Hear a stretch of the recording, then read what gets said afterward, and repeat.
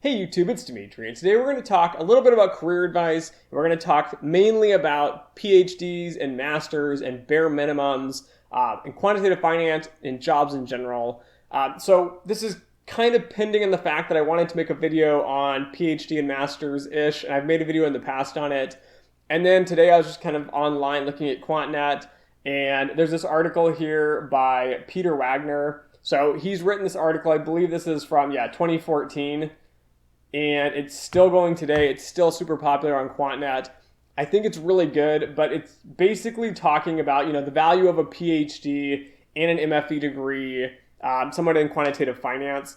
And so I like this article in general because he's just more or less brutally honest in the fact that, right, there's two lists. There's like the one list, which is everything that you need to succeed just at any job. So you need to be smart, you need to be a quantitative thinker, good at figuring things out with minimal guidance and kind of dedication. All things that you would need in a normal job, right? Your level of quantitativeness might be higher or lower for different positions. But in quantitative finance in general, right, these are all definitely bare minimums. And then the second list here he has is that it's the other requirements needed to be a quant. So it's education, advanced math. So stochastic calculus, statistics, probability, etc. Good software development skills, and good data analytics skills. So these are things very specific just to being a quant. So risk management, algo trading, model development, validation, implementation, different areas of being a quant in quantitative finance.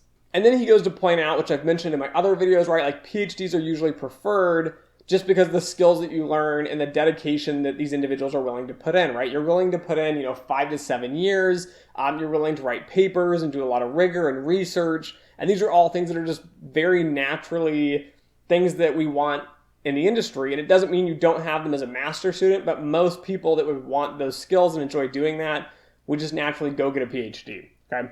I don't have a PhD. I have a master's degree. We all know this. But the thing is a lot of these skills are transferable, and I think if you can see this in a candidate, regardless of the master's or PhD, you're going to make a good hire, and I think people notice that just in general. So now comes in the tips here and the advice I'm going to give. So one for the advice here is don't shoot for the bare minimum, okay? My entire career, my entire life, I've always shot for the moon, and I've always missed, okay? That's number one advice, right? Set your bar so high that you're never going to hit it, but you always need to be working like you need to hit it, like you have to hit it. And it might take you a year, 2 years, 5 years, 20 years, right? You always need to be shooting really high for the bar. One of my biggest frustrations as running this YouTube channel is the daily stress of people always complaining and shooting literally for the bare minimum. Like I see everyone coming in saying, Dimitri, if I go and I get this degree, then I'll be a quant, right? Then I can go get this job. I want this job and I want to make all this money. And then I go, okay, well, wait, what's your focus? What's your dedication? What do you really want to do? And a lot of times it comes back to, Dimitri, I just want to do something complex and complicated because I think I'm really smart and I want to make a bunch of money. And so then they ask, what's the bare minimum, right? I just need that degree and then I can get the job, okay? This is what you guys don't get, okay? One, educationally, the bare minimum is not going to get you anywhere.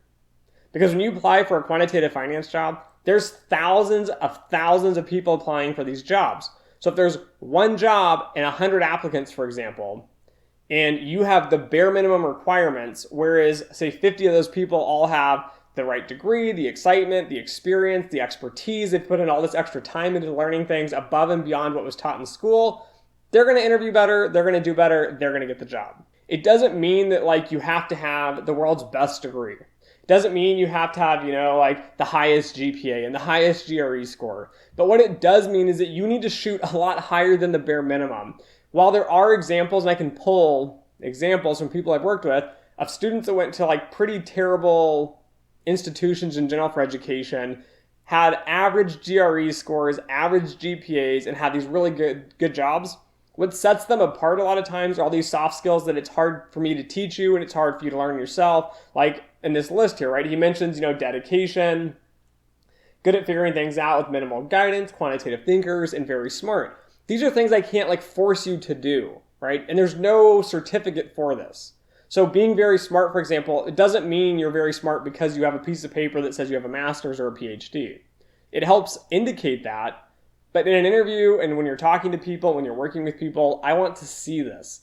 The biggest thing I don't see in the industry from a lot of people is like the desire to learn and know things just for the sake of learning and knowing, right? There's no strings attached to it. There's no promotion, there's no money, there's no project. Like you work your normal shift at work and then you literally stay late to figure things out, or you go home and you learn things on your own. So when I talk a lot in these videos, right, and I always talk about, masters, PhDs, and everyone keeps asking about the bare minimums, you should stop asking what is the bare minimum, which I understand is important to make sure you clear it, but you should also be doing what makes you happy and what's going to be the most exciting for you. So if you love finance, for example, and you want to do everything in finance that's finance related, and you think you love quantitative finance, but you really don't like to program and you hate math, run for the finance side, guys. Go specialize in that. Be an expert in what you want to do. You can still make great money, have a very successful career being who you want to be.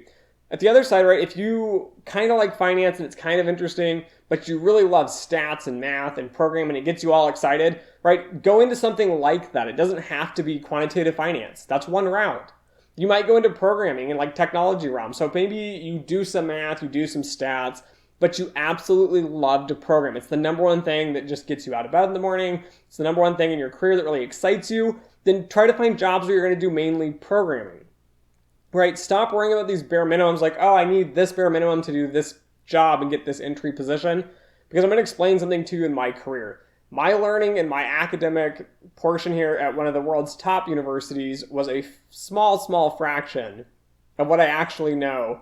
Because after I got my master's, after I got that bare minimum right, I built all this education afterwards. So when I was in my jobs, I stayed late. I took on extra projects. At one point, I was working for 3 directors instead of just the 1 director that I was being paid to work for, because I loved the work so much and I wanted so much experience and to see so many different parts of like how things worked. And so doing that bare minimum is going to be something that you have to get over. If you're the bare minimum guy, you're not going to make it in somewhere like quantitative finance where it's extremely competitive. So you have to be able to make those hurdles. You have to make sacrifices to get to the final goal. And again, most of us that are doing really well in the career, we don't view this as like, oh, I have this fancy PhD or this fancy master's degree and I'm high and mighty. Most of us are just having fun in the background, like programming in Python and R and learning, some data science on the side and, modeling our daily jobs. But we're also doing all these fun activities that kind of go around our job. But we do this outside of work because we enjoy doing it. So my advice to you guys here is don't look for the minimums. See what the minimums are and then definitely set your bar a lot higher than that. Go big or go home, right? Have fun with it. Make sure you enjoy what you're doing for a career. If you do not enjoy what you do for a career, you will not make it in the long run. Anyways, I'm hoping that's some good advice for you guys out there. I hope a lot of you realize you need to have, motivation, excitement. You need to look at this list on here as well about things that are requirements for just being a good person and a good worker, and also things that would make you more on the quantitative side. And also don't be afraid to choose a career that fits you best instead of trying to pick a career that you think looks the coolest or perhaps makes the most money. So anyways, thanks for watching. Don't forget to like, share, and subscribe. And as always, until next time.